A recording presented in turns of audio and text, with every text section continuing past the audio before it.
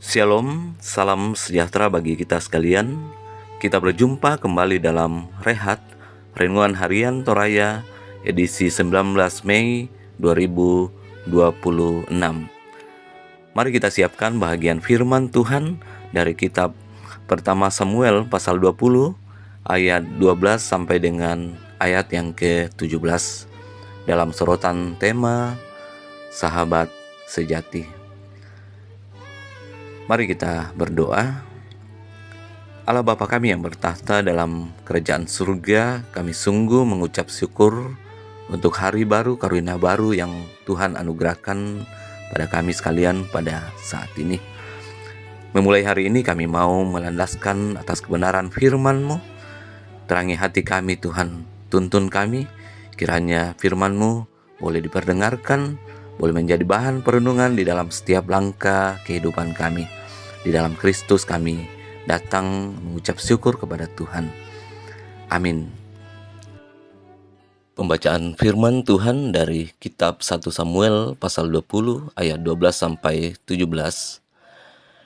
Yonatan berkata kepada Daud, "Demi Tuhan Allah Israel, besok atau kira-kira pada waktu ini aku akan mengamati gelagat ayahku.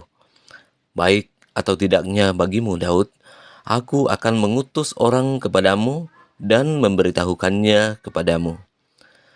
Apabila ayahku berniat untuk mendatangkan celaka atasmu, demikian kiranya yang Tuhan lakukan terhadap Yonatan, bahkan lebih lagi, sekiranya aku tidak menyatakannya kepadamu dan melepas engkau pergi dengan selamat.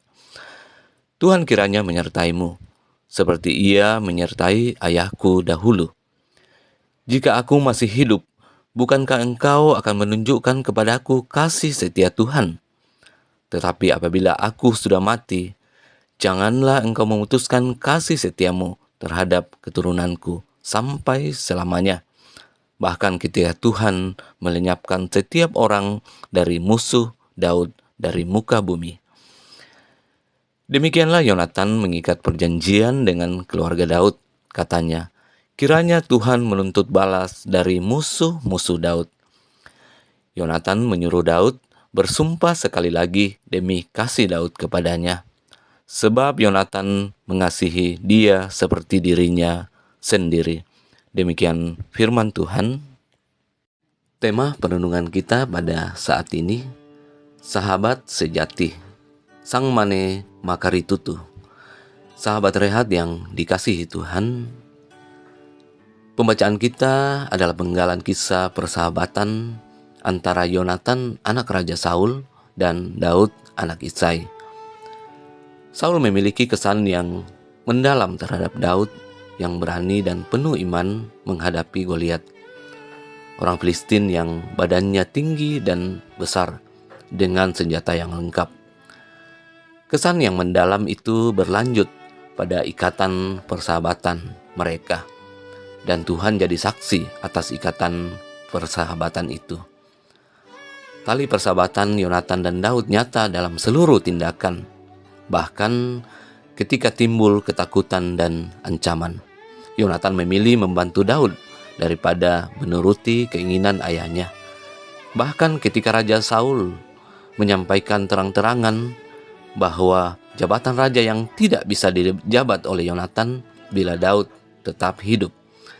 Namun Yonatan tidak goyah dan terus membantu sahabatnya. Ketika Daud dalam pengejaran Saul, Yonatan memberikan dukungan.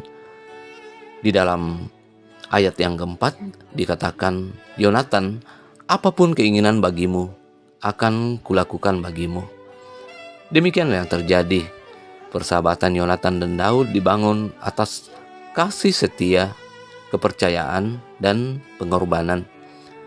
Lebih lanjut, Yonatan meminta Daud untuk memelihara keturunannya. Bahkan ketika Yonatan meninggal, Daud sangat berduka. Daud menuliskan nyanyian ratapannya. Kita bisa baca di dalam kitab 2 Samuel pasal 1 ayat 17 sampai 27. Terlihat betapa Daud sangat mengasihi dan menghormati Yonatan. Sobat rehat yang dikasihi Tuhan, Persahabatan Yonatan dan Daud merupakan contoh yang populer untuk menggambarkan persahabatan yang sejati. Oscar Wilde pernah berkata, "Sahabat yang sesungguhnya menusukmu dari depan." Itu artinya sahabat harus berani menegur dan mengatakan apa adanya kepada sahabat. Tidak ada ambisi pribadi terselip apabila mau mencari keuntungan sesaat. Yang ada hanya ketulusan dan keberanian menyatakan kebenaran. Amin, firman Tuhan. Mari kita berdoa. Allah Bapa yang bertahta dalam kerajaan surga, ketika kami merenungkan firman-Mu pada saat ini, kami sungguh diajarkan apa pentingnya sebuah komitmen dalam menjaga relasi yang baik terhadap sesama kami, terlebih lagi kepada Tuhan. Bapa di surga, ajarkan kami dengan penuh ketulusan dan keberanian untuk menyatakan kebenaran. Bahkan di tengah-tengah banyak cobaan, tantangan, ada ketakutan dan ancaman. Tuhan kiranya teguhkan iman kami dalam menjaga komitmen percaya kami kepada Tuhan. Bapa di surga, kami akan menjalani kehidupan kami saat ini. Engkau berkati kami. Biarlah kami boleh melangkah seturut dengan kehendak-Mu saja. Terpuji nama-Mu, ini doa dan harapan kami. Terima kami yang bermohon dalam Kristus, kami berdoa. Amin. Demikianlah renungan kita pada saat ini. Mari terus berkarya dalam iman dan pengharapan hanya kepadanya. Tuhan memberkati.